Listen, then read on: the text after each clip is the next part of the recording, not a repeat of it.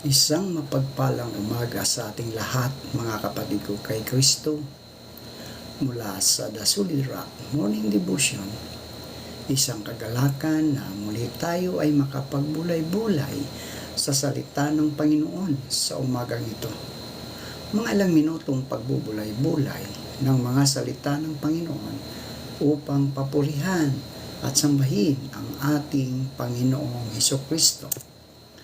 Ang ating pong pagbubulay-bulayan ngayong umaga ay matatagpuan sa Juan, Kabanata 10, Talatang 10.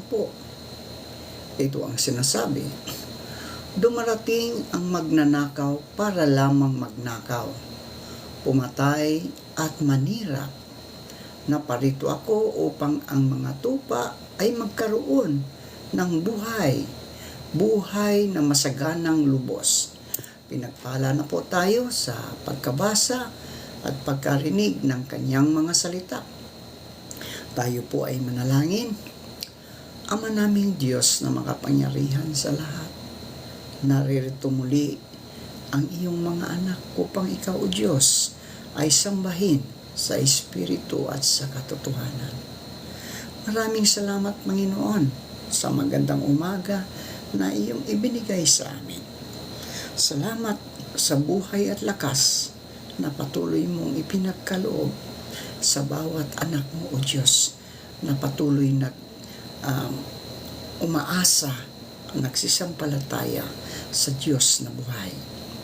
Panginoong Hesus, sa umagang ito, patuloy namin itinataas sa inyo ang aming mga kapatid, kaibigan, kapamilya na nasa banig ng karamdaman. Patuloy mo po silang abutin, Panginoon. Partikular na po ang aking pinsan na si Jacob Pinatakan. Patuloy mo siyang hawakan, Panginoon. Patuloy mo siyang bigyan ng lakas upang siya, O Diyos, ay makabalik sa kanyang pamilya, Panginoon. Nagkaroon siya ng karamdaman ng stroke, Panginoon. Maaring sabihin ng mga doktor na hindi na ito ay gagaling, pero sa pamagitan ng aming Diyos na buhay, ikaw, O Diyos, ang siyang magpapabangon sa pinsang kong ito, Panginoon. Patuloy mo siyang hawakan, Panginoon. Patuloy mo siyang gabayan kasama ng kanyang pamilya, O Diyos. Tulungan mo sila, Panginoon, financially, spiritually, and physically, O Lord. Gayon din po sa mga kaibigan namin na hindi namin mabanggit ang mga pangalan dahil hindi namin sila kilala. Ano man ang karamdaman nila, Panginoon, abutin mo sila at pagalingin mo, Panginoon, tulad ng iyong pagpapagaling sa mga kitungin na patuloy na nangingi sa iyo ng kagalingan, Panginoon. Tulungan mo po ang mga kapatid namin ito, lalong-lalo na si Jacob, Panginoon, na ngayon ay nakikipaglaban sa kanyang karamdaman. Panginoon Hesus, patuloy ko rin itinataas sa inyo ang mga kaibigan namin na magsisihandang pumasok sa kanilang mga trabaho. Dahil ito po ang unang araw ng isang linggo na patuloy kaming naghahanap buhay, na patuloy na nagtatrabaho, Panginoon, para sa aming pamilya, para sa aming kinabukasan, Panginoon, ng aming mga anak. Tulungan mo po kami, Panginoon, sa lahat ng oras ng aming mga buhay, O Diyos. Gayon din po, Panginoon, patuloy kong tinataas sa inyo ang mga kaibigan naming mga OFW, mga nagtatrabaho sa ibang bansa. Patuloy mo po silang ingatan, O Diyos. Gabayan, proteksyonan sa lahat ng mga pagsubok sa buhay sa lugar kung saan sila nagtatrabaho, Panginoon. Gayon din po, O Diyos, patuloy namin itinataas sa inyo ang aming mga kaibigang naghahanap ng trabaho. Ito man ay lokal o abroad. Naway makasumpong sila ng trabaho sa tulong ng iyong banal na Espiritu Santo upang sila, O Diyos, ay magkaroon ng hanap buhay. Maraming salamat, O Diyos, sa mga katugunan sa aming mga panalangin. Sa pangalan ni Hesukristo na aming Diyos at tagapagligtas. Amen. Ang pamagat po ng ating pagbubulay-bulayan ay ang magnanakaw. Yan, ang magnanakaw. Ang bagong plano ni Musk ay nagsasangkot sa kanyang paglusob sa kaban ng bayan ng US upang magnakaw sa ating lahat. Ang dahilan ng pag-alis ni Librick ang talagang nagpaalarma sa mga tagamasid sa politika dahil iniulat ng Post na siya ay nagkaroon ng pagtatalo sa mga kinatawan ni Musk hinggil sa pag-akses sa sistema ng pagbabayad na ginagamit ng gobyerno ng US upang magpalabas ng $1 trillion kada taon. Bagamat hindi pa alam ang eksaktong kalikasan ng pagtatalo, ang mismong katotohanan na ang mga kaalyado ni Musk ay naghahanap ng akses sa sistema ng pagbabayad ay nagdulot sa maraming eksperto at mamahayag na magtaas ng pulang bandila tungkol sa panganib na maidudulot nito.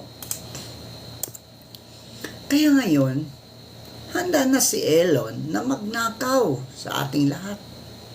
Ang nakakalungkot na bahagi ay ang lahat ng mga maga na kilala ko ay wala silang pakialam o masaya pa nga dahil sa tingin nila ay gusto niyang gawing mabisang ang sistema.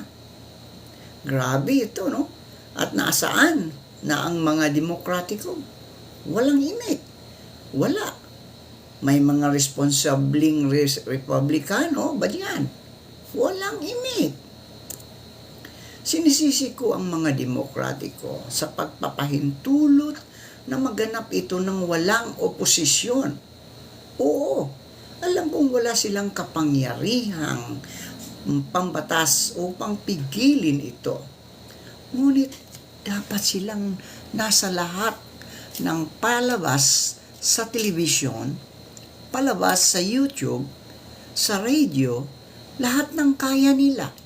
At ang pagpupost lamang sa X ni Musk para malunod sa mga maga na pasista ay hindi sapat. Nasaan na sila, mga duwag?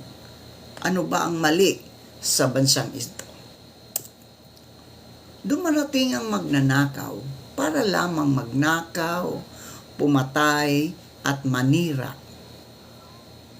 Naparito ako upang ang mga tupa ay magkaroon ng buhay. Isang buhay na masagana at ganap.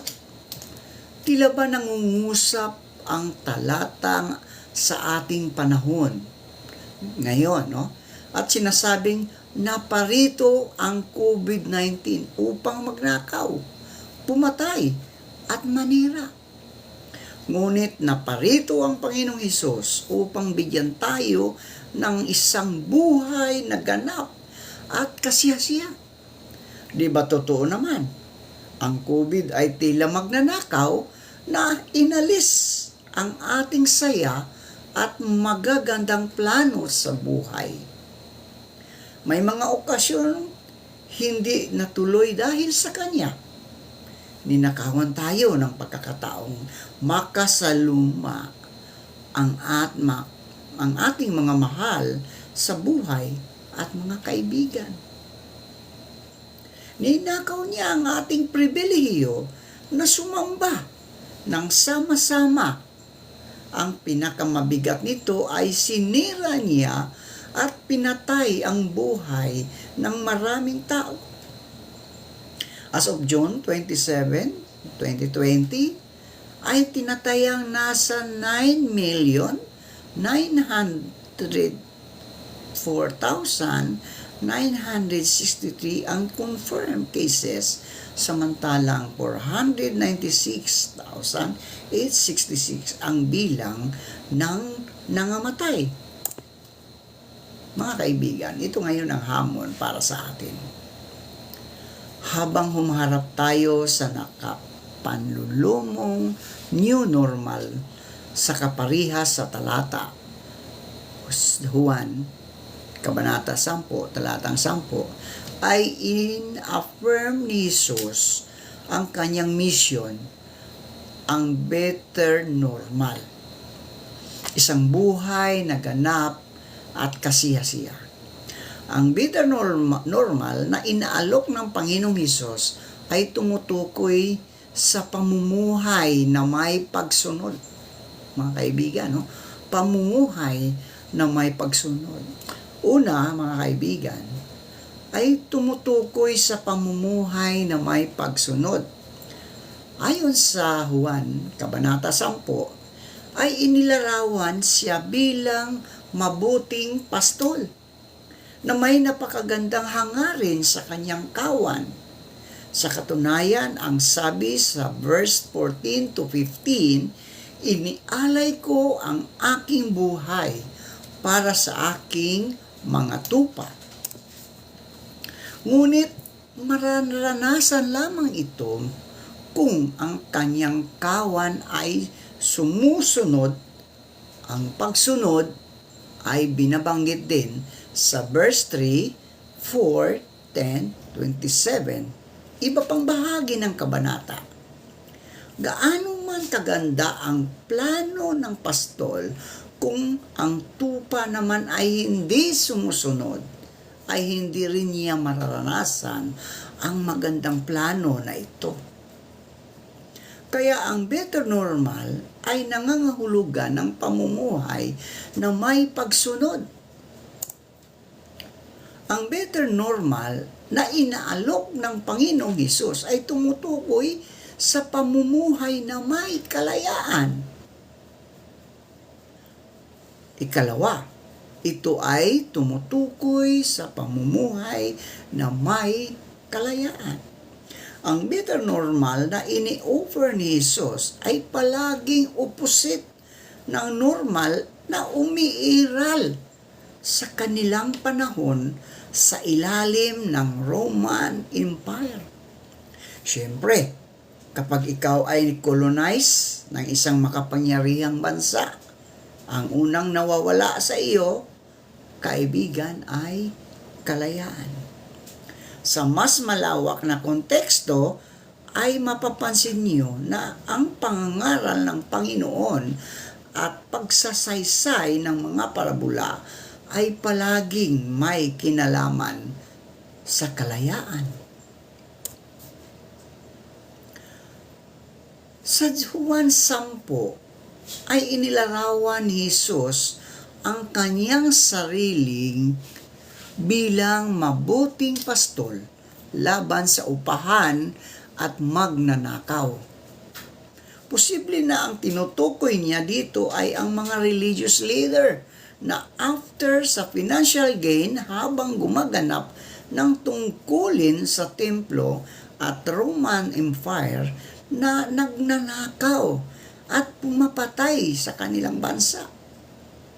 Ang kalayaang inaalok ng Panginoon bilang better normal ay hindi absolute freedom, kundi paglipat ng allegiance o pagsunod mula sa mga leader na mapagsamantala patungo sa totoong nagmamalasakit na pinuno. Sa panahon ng pandemic, mga kaibigan, nakaranas tayo, literal, na makulong sa ating mga tahanan. Hindi basta makalabas kung walang pass. Tila ba na ang COVID na ito ay nililimitahan ang ating galaw at kilos. Pero ang better normal ng Panginoon ay digital ministry. Mas malawak ang naabot at mas permanent ang pagtuturo. Ibig sabihin, kapag nasave mo na sa internet ito, ay habang buhay nang nandyan. Ang better normal ng Panginoon ay from corporate worship to family worship at iba pang magagandang development sa mga gawaing pangsimbahan. Ang kalayaang tinanggap natin sa Panginoon, mga kapatid, mga kaibigan ko, ay hindi kayang limitahan ng anumang sirkumstansya sa mundong ito. Kahit pa nga ang pandemya, no? Ang better normal na inaalok ng Panginoong Hesus ay tumutukoy. Ito ay panghuli, mga kaibigan. Ang pamumuhay na may pagmamalasakit. No? Pamumuhay na may pagmamalasakit. Ito ang better normal na inialok ng Panginoong Hesus sa kanyang panahon. Dahil opposite nito ang nangyayari ang Roman Empire bilang colonizer ay siguradong makasarili dahil nananakop sila para sila maging dakilang imperyo, papatayin at nanakawin ang anumang mapapakinabangan sa kanilang nasasakupan. Ang mga sinakop o colonize ay nasa survival mode. Malamang sa magkanya-kanya, unahin ang sarili at walang malasakit sa iba. Ang inaalok ng Panginoon na better normal, mga kaibigan ko, ay isang matinding halimbawa ng pagmamalasakit. Ayon sa verse 11 o sa talatang 11, ito ay yung pagbibigay ng buhay para sa iba. Opposite ito ng pagnanakaw at pagpatay, kung saan ay yun ang normal sa kanilang panahon. Pumatay at magnakaw para mabuhay. Ngunit ang better normal ng Panginoon ay mag-alay ng buhay upang mabuhay ang iba. 1 Juan 3:16. Dito'y na makikilala natin ang pag-ibig sapagkat kanyang ibinigay ang kanyang buhay dahil sa atin. At nararapat nating ibigay ang ating mga buhay dahil sa ating mga kapatid. Sa panahon ng pandemic ay pinaalalahanan tayo ng Diyos, mga kaibigan, na hindi tayo pwedeng mabuhay para sa sarili lamang. Tayong lahat ay may pananagutan sa isa't isa. Ang ating panalangin na ilayo tayo at iligtas sa COVID ay kasing halaga ng panalangin iligtas at proteksyonan ang ating kapitbahay. Sapagkat hindi ka pwedeng mapanatag na wala kang COVID samantalang ang kapitbahay mo ay magkaroon. Sigurado, damay ka. Ang sabi ng isang African theologian na si John Mbite, I am because we are. And because we are, therefore I am. Hindi mo pwedeng ialis ang iyong koneksyon sa komunidad, gayon din ang komunidad sa iyong sarili. At ang magbibigkis sa lahat ng ito ay ang pagmamalasakit bago magka-COVID ay masyado ng individualistic ang mundo.